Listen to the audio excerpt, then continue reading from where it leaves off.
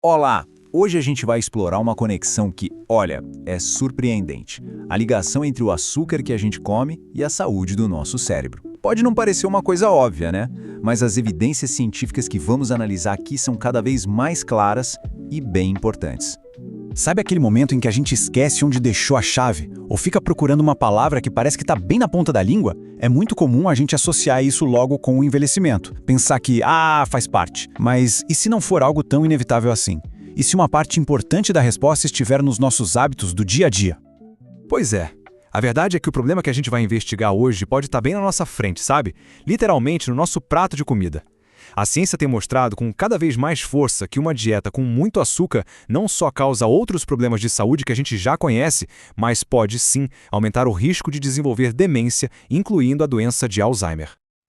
Ok, então vamos mergulhar um pouco mais fundo para entender como é que isso acontece. Como é que uma coisa tão comum, tão presente como o açúcar, pode afetar um órgão tão complexo e importante como o nosso cérebro? A resposta, na verdade, está nos mecanismos biológicos que esse excesso de açúcar acaba ativando. Bom, tudo começa com um conceito fundamental: a resistência à insulina. Pensa na insulina como se fosse uma chave. Essa chave abre a porta das nossas células para a glicose, o açúcar, poder entrar e gerar a energia que a gente precisa. Só que quando tem açúcar demais circulando o tempo todo, é como se as fechaduras das células começassem a ficar argastas, sabe? Elas simplesmente param de responder bem à insulina. E o resultado? A glicose não consegue entrar, fica acumulada no sangue e isso causa os famosos picos de açúcar. E esse excesso de açúcar no sangue acaba provocando um ataque triplo ao cérebro. Primeiro, ele gera o que chamamos de estresse oxidativo, que funciona como se fosse uma ferrugem para as células cerebrais, danificando elas. Segundo, ele causa uma inflamação crônica que vai aos poucos prejudicando os neurônios. E por fim, algo bem sério, ele facilita o acúmulo daquelas placas de proteína, a beta-amiloide, que são a principal marca da doença de Alzheimer. Mas calma, a história não precisa ser só assustadora. E esse é o ponto mais importante. A gente tem sim o poder de mudar esse cenário. Quando a gente olha para os resultados positivos, fica muito claro que tomar as rédeas do consumo de açúcar traz benefícios bem concretos para a saúde do nosso cérebro. Então, o ponto principal é este. Quando a gente controla o açúcar, a gente estabiliza a fonte de energia do cérebro, evitando aqueles altos e baixos. Isso, por sua vez, diminui aquela inflamação que danifica os neurônios. Ajuda a manter a memória e o foco mais afiados e, de forma geral, pode até deixar o processo de envelhecimento do cérebro mais lento. É uma ação de prevenção direta e muito eficaz. Certo, mas como a gente coloca isso em prática, né? Vamos então para a parte da solução. Vamos ver algumas estratégias que dá para começar a usar no dia a dia, que são fáceis de implementar e não exigem nenhuma medida radical. E aqui tem um ponto que é muito importante deixar claro. A ideia não é transformar os carboidratos em vilões e cortar tudo. De jeito nenhum. O nosso cérebro precisa de glicose para funcionar bem.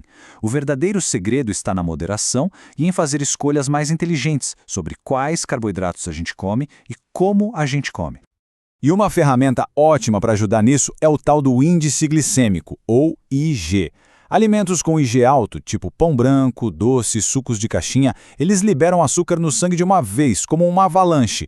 Já os alimentos de baixo IG, como pão integral, vegetais e aveia, liberam esse açúcar de forma lenta, gradual. Fazer essa troca no dia a dia já faz uma diferença enorme.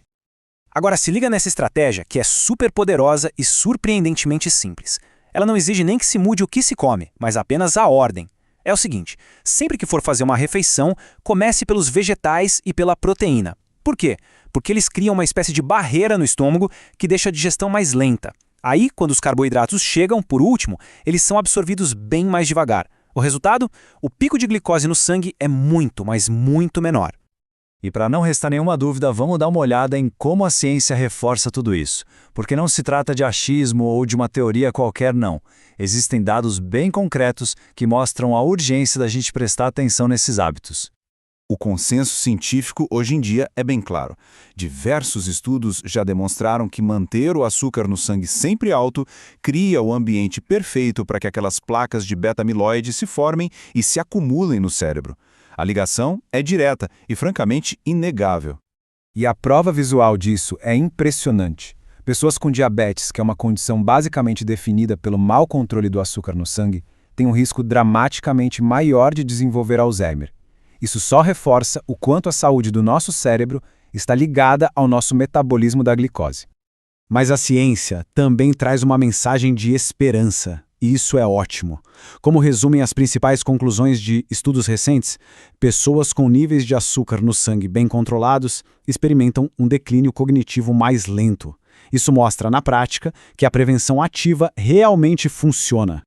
E assim, a gente chega à nossa conclusão. O ponto mais importante para se levar de toda essa análise é o imenso poder que existe nas nossas pequenas escolhas diárias. Cada refeição, cada decisão de trocar um alimento por outro, tudo isso é uma ação super significativa para proteger a saúde do nosso cérebro no longo prazo. Então, para a gente fechar, fica aqui uma reflexão. Não é preciso fazer uma revolução na dieta da noite para o dia, de forma alguma. A grande questão que fica é que pequena mudança, uma coisinha só, pode ser feita a partir de hoje, já pensando em ter um cérebro mais saudável e mais protegido lá no futuro. A resposta para essa pergunta pode ser o começo de uma grande jornada de prevenção.